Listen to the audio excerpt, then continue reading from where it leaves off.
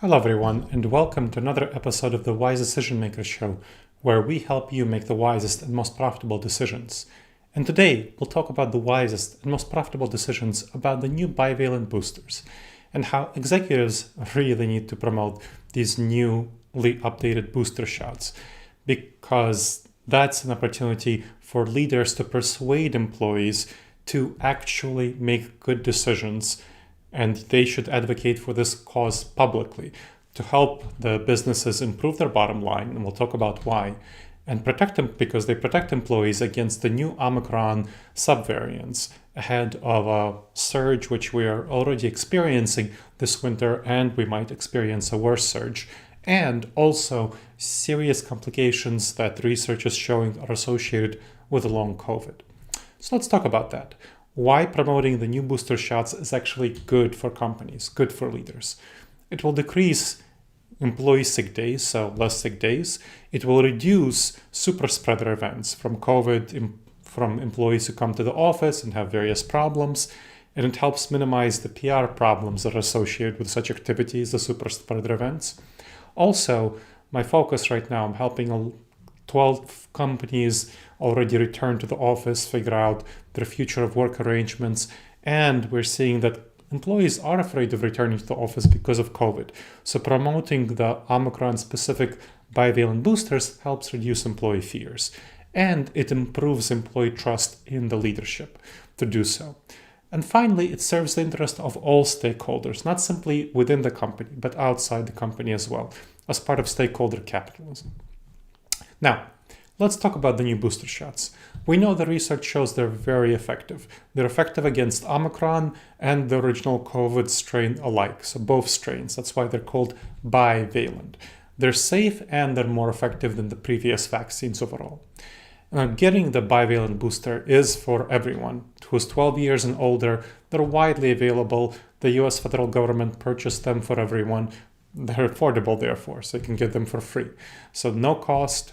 And this is a good time to get the bivalent booster. There's no bad time. So according to Rachel Walensky, who is the director of the CDC, there is no bad time to get your COVID-19 booster shot, and she strongly encourages everyone to receive it. Unfortunately, there are some challenges with getting people to accept the COVID booster shots because people have some vaccine hesitancy, still experiencing that, and they don't know about these vaccine bivalent boosters, their benefits. So we see from studies that there's a low intent to get the shot. Half of all respondents heard a lot or some about the new booster, so half didn't even hear some. Less than a third intend to get the new booster, according to a Kaiser Family Foundation COVID vaccine monitor study. 65% of Americans believe that it's a good time to return to normal, that it's safe. And that's not a good idea, despite there's serious risk in contracting the virus, so which can cause a lot of problems. And according to an Ipsos poll, some people are afraid of it, but most people believe that going back to normal is completely safe. Not a good idea. The updated boosters can truly be a game changer because we can see, as we're saying already this winter, and we can see more of a COVID winter surge. There are new variants like the XBB 1.5 that are coming up that could more than quadruple the current infection rate, according to projections from the University of Washington. So new booster that we have right now offers the best possible protection against infection from a projected COVID wave. Another problem that we're having is not only the new variants, but also that the old vaccines, their effectiveness is waning. So that's a serious problem that we need to deal with. The original vaccine's effectiveness wanes after 4 months, according to a CDC study. So effectiveness against hospitalization decreases. So from 71% right after you get the shot to 58% after 4 months. So it's a significant decrease. And it continues to fall off after that. So this suggests the need for additional boosters to restore the protection that wanes from the original vaccines. Now, we know that the boosters restore the effectiveness. An extra dose continues to protect against hospitalization. So according to a CDC study, those who received the original 2 doses and then a booster of the original one got immediate protection of 91% against hospitalization, which falls to 78% after 4 months. So it's still better than the immediate protection offered just by the 2 shots of the original vaccine. And of course, that's even better with the new bivalent booster. Now, the new booster shots are especially valuable for staff who are at higher risks of serious symptoms from COVID-19, which of course tends to be people who are older, the most experienced ones, the senior staff, as well as immunocompromised workers. So new boosters can reduce their vulnerability. Another issue that we want to address is long COVID. So 1 in 13 adults in the US have long COVID symptoms, according to a CDC study.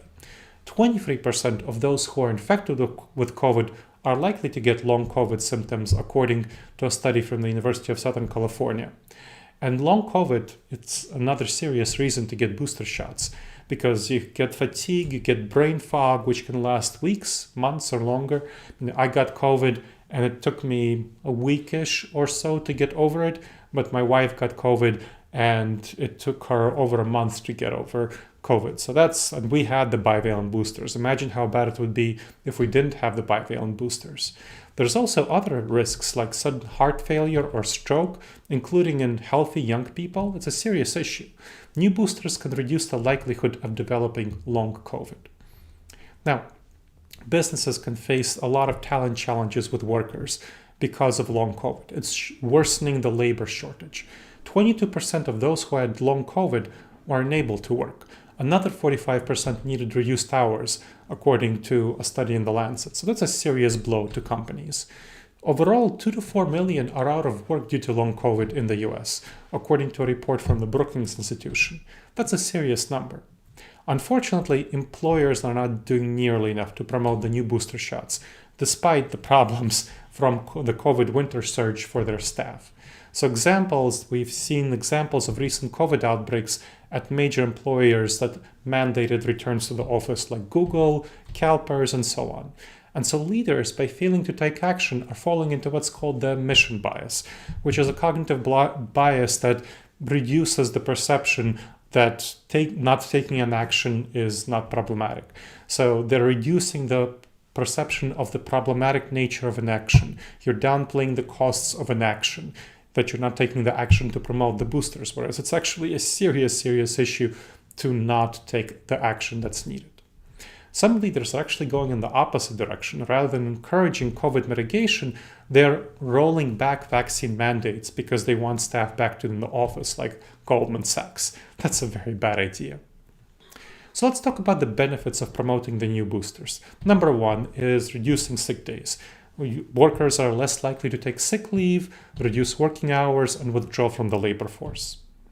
Then, avoiding bad publicity. You'll minimize the PR fiascos, you'll minimize COVID outbreaks, and even if you do have COVID outbreaks and bad PR, my clients, and I helped a number of clients transition to hybrid work, they're finding that if they do promote the new bivalent boosters, that reduces the negative publicity associated with the COVID outbreaks, because they can say, well, we did everything we could. Then, you're addressing return to office resistance. So employees fear returning to the office. According to an Ipsos survey, 57% were worried about COVID in the office. And so my firm, Disaster Avoidance Experts, surveyed a Fortune 500 SaaS company, which found that 64% of employees were concerned about COVID in the office. So promoting the new boosters, we found in that survey, reduced employee fears. And so they are less likely to resist returning to the office. Next, stakeholder capitalism. So serving the interests of all stakeholders, that's called stakeholder capitalism. And according to the Business Roundtable statement of top CEOs, this defines a new purpose of companies, including supporting the communities in which they work, taking into account the needs of all stakeholders, and thus reducing COVID serves these broader community health concerns. And finally, you're earning employee trust. So people trust businesses more than the government. So Edelman's Trust Barometer shows that 86% of respondents expect CEOs to speak out on public issues like pandemic impact. And these expectations require leaders to be trustworthy, exemplars. So by advocating for new boosters, they can do so. Now, let's talk about behavioral science approaches to promote the new boosters. As COVID is transitioning to the endemic phase, mandates are really not the right way to go. You're seeing some mandates, that's not what I'm talking about. The effective approaches So the effective approach is to increasing booster uptake. You want to create appropriate norms, ones that would help encourage all employees to actually get boosters. And you want to have some interventions that are informed by nudges, so small decision-making influences to help employees make the right decisions. Now, let's talk about the norms. What does it mean to create appropriate norms? That means that you need to lead by example. So leaders need to lead by example. Whether they lead a whole organization or a team, you want to lead by example. Publicly advocate the cause, publicly advocate boosters. Of course, get the shot yourself, be a model. So be a role model in both speaking about it and taking the actions themselves. So doing the actual, getting a booster shot publicly. So get it yourself filmed, photographed, doing so. I'll give you an example of my client who educated employees about the benefits of bivalent boosters through a newsletter, showing the CEO herself getting the jab, getting the booster. So a photograph and a description from the CEO of a statement about her experience getting the booster, and encouraging discussions on boosters among teams. So encouraging people to leaders, lower level leaders, rank in the middle and lower level managers to discuss getting the bivalent booster. Also, she invited an epidemiologist to give a talk to address staff concerns about getting the booster. What about nudging? Nudging employees to get the shot. Let's talk about that same client, what they did. So nudged employees by offering paid time off to get the shot. So reducing barriers by offering paid time off, giving a sick leave for side effects. So if you have side effects, you can get sick leave. That's not a problem at all. And then a prize, an actual prize of a paid weekend getaway.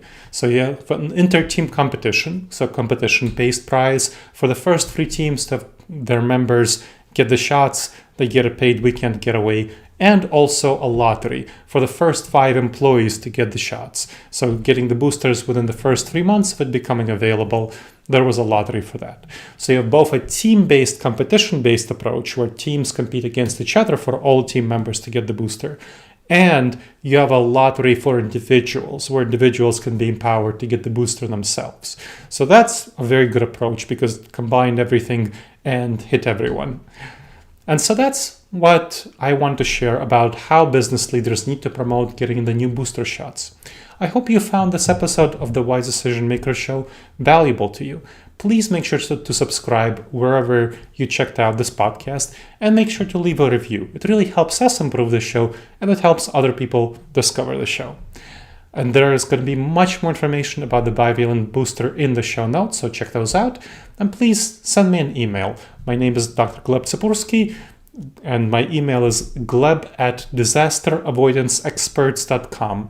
So Disaster Avoidance Experts is the future of work consultancy that sponsors the Wise Decision Maker Show, and my email there is gleb@disasteravoidanceexperts.com.